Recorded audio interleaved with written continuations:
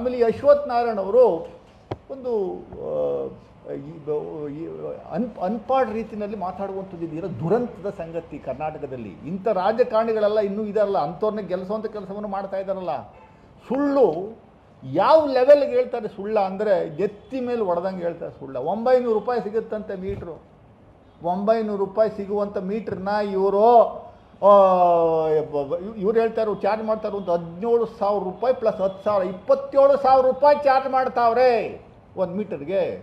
27,000ದ ಪ್ರಕಾರ 900 ರೂಪಾಯಿ ಮೀಟ್ರ್ ಸಿಗ್ತದಂತೆ ಬೇರೆ ಕಡೆ.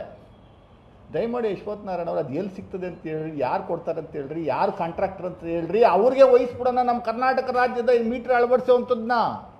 ದಯಮಾಡಿ ನೀವು ರೈಟಿಂಗಲ್ಲಿ ಕಂಪನಿ ನೇಮು ಮತ್ತು ಅವ್ರು ಅದನ್ನೆಲ್ಲ ಕರ್ಕೊಬರುವಂಥ ಕೆಲಸವನ್ನು ಮಾಡೋದು ನಾನೇ ಕರ್ಕೊಂಡು ಹೋಗ್ತೀನಿ. ನಾನು ರಮೇಶ್ ಬಾಬು ಅವರು ನಮ್ಮ ದೀಪಕ್ ಅವರು ಕರ್ಕೊಂಡೋಗಿ ಚೀಫ್ ಮಿನಿಸ್ಟರ್ ಮುಂದೆ ನಿಲ್ಲಿಸಿ, ಸ್ವಾಮಿ ಇವರು 900 ರೂಪಾಯಿ ಮೀಟ್ರ್ ಸಪ್ಲೈ ಮಾಡ್ಕೊಂಡು ಇವ್ರ ಹತ್ರ ಅಳವಡಿಸೋಣ. 900 ರೂಪಾಯಿ ಮತ್ತು 27,000 ರೂಪಾಯಿನ ಕಂಪೇರ್ ಮಾಡಿ 15,698 ಕೋಟಿ ಹಗರಣ ಅಂತ ನಾವು ಸುಳ್ಳು ಹೇಳುವಂಥದ್ದಕ್ಕೆ ಮಿತಿ ಬೇಡವೆ? ಉದ್ದೇಶ ಏನು?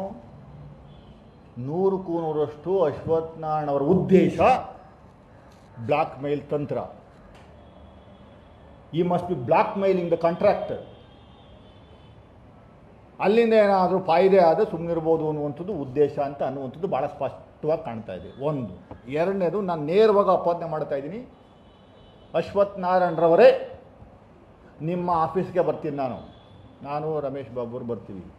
ಕೂಡಲ ಮಾಧ್ಯಮದವರ ಮುಂದೆ ಒಂದಷ್ಟು ಪ್ರಶ್ನೆಗಳನ್ನು ನಾನು ಕೇಳ್ತೀನಿ ನಿಮಗೆ, ನೀವು ಉತ್ತರವನ್ನು ಕೊಡುವಂಥ ಕೆಲಸವನ್ನು ಮಾಡಿ.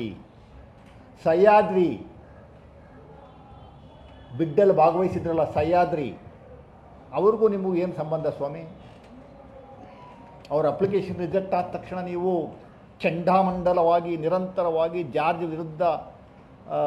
ಸಾಹೇಬ್ರ ವಿರುದ್ಧ, ಕರ್ನಾಟಕ ರಾಜ್ಯ ಸರ್ಕಾರ ವಿರುದ್ಧ ಇಲ್ಲ ಸಲ್ಲದ ಆರೋಪಗಳನ್ನು ನಿರಂತರವಾಗಿ ಮಾಡ್ತಾ ಇದ್ದೀರಲ್ಲ, ಇದು ಎಷ್ಟರ ಮಟ್ಟಿಗೆ ಸರಿ? ನಿಮ್ಮ ಕಥೆಗಳು ಏನು ಅನ್ನುವಂಥದ್ದು ಸಂಪೂರ್ಣವಾಗಿ ಡಾಕ್ಯುಮೆಂಟ್ಸ್ ತಗೊಂಬಂದಿದ್ದೀನಿ. 2011ನೇ ಇಸ್ವಿಯಿಂದ ನೀವೇನೆಲ್ಲ ಅನಾಚಾರಗಳು ಮಾಡಿದ್ದೀರಾ ಅನ್ನುವಂಥದ್ದು ಮುಂದಿನ ದಿನಗಳಲ್ಲಿ ಬಿಡುಗಡೆ ಮಾಡುವಂಥ ಕೆಲಸವನ್ನು ನಾವು ಮಾಡ್ತೀವಿ, ಒಂದೊಂದೇ ಮಾಡ್ತೀವಿ. ಅಶ್ವಥ್ ನಾರಾಯಣ್ರವರೇ, ಬೀದಿಗೆ ನೀವು ಬಂದಿದ್ದೀರಿ, ನಾವು ಬರ್ತೀವಿ. ಯಾವ ಒಳ್ಳೆ ಕೆಲಸ ಮಾಡೋಕ್ಕೂ ಬಿಡ್ತಾ ಇಲ್ಲ ನೀವು.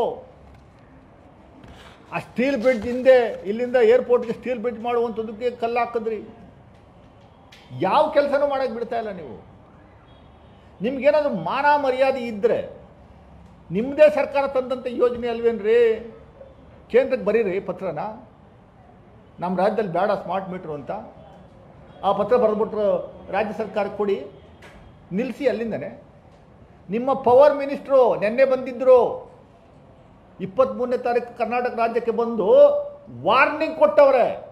S, given the warning. Smart meter ಯೋಜನೆಯನ್ನು ನೀವು ಇಂಪ್ಲಿಮೆಂಟ್ ಮಾಡಲಿಲ್ಲ ಅಂದರೆ ನಿಮಗೆ ಕೊಡುವಂಥ ಅನುದಾನ, ನಿಮಗೆ ಕೊಡುವಂಥ ಎಲೆಕ್ಟ್ರಿಸಿಟಿ, ನೀವು ಗ್ರಿಡ್ಡನ್ನು, ಸೆಂಟ್ರಲ್ ಗ್ರಿಡ್ಡಲ್ಲಿ ಏನು ಬರುತ್ತೆ ಅದನ್ನು ಕಟ್ ಮಾಡ್ತೀವಿ ಅಂತ ವಾರ್ನಿಂಗ್ ಕೊಟ್ಟವ್ರೆ.